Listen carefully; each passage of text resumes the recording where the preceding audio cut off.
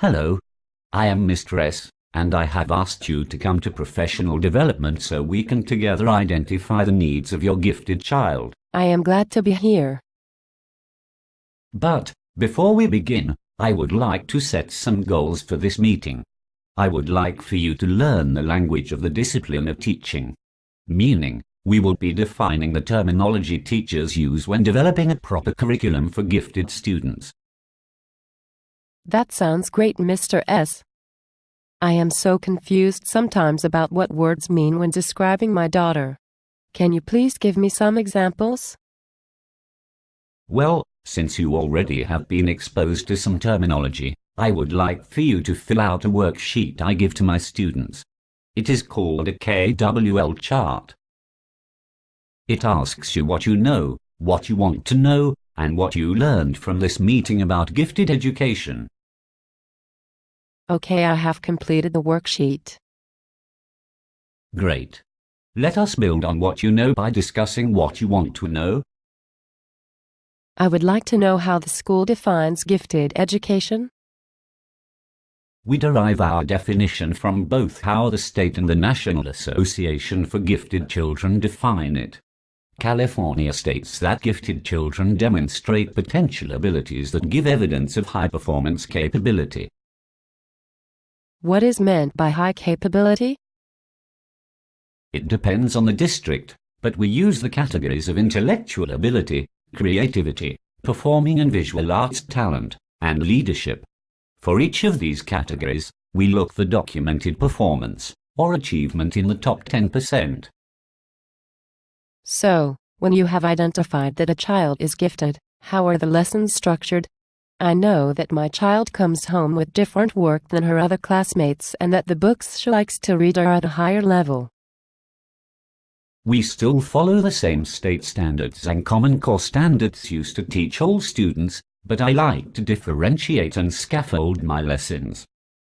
You may want to write those terms down in the KWL sheet. So, what does scaffolding and differentiating have to do with teaching gifted students? Scaffolding is a support mechanism that helps a learner successfully perform a task until they can complete the task themselves without any support. It is a common myth that gifted students can do anything by themselves, but this is not true. Differentiation is unique to teachers in that we choose how to modify our instructional goals and strategies for students who have exceptional cognitive abilities or disabilities. Some students need to identify basic goals, and gifted students like your daughter need more challenging goals.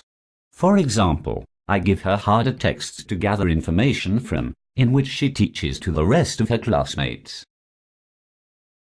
All right. Now I understand what differentiation and scaffolding mean. But sometimes I see my daughter putting weird icons on her textbook.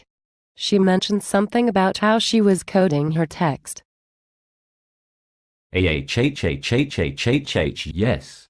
That is what we call depth and complexity. It is a tool we use to stimulate understanding and inquiry.